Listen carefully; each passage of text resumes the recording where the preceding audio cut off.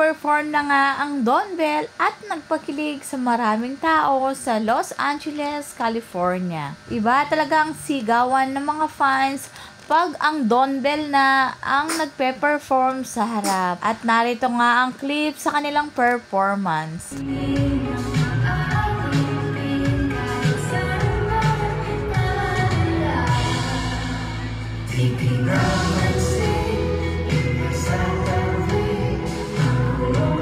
Literal na talagang sa kanya lang ang titig dahil nung si Bell na ang kumakanta, talagang tinititigan lang ni Donnie. Titig na may halong kilig habang pinagmamasdan niya ang kumakanta ang kanyang team. At nagsama nga ang best trio habang nag-host silang tatlo. Talagang nung nagsasalita na si Donnie, may pabulong si Kuya Robbie kay Bell. Literal na number 1 fan niya talaga si Donnie, talagang habang kumakanta siya at habang nasa side naman si Donnie na pinapanood, talagang pumapalakpak ito.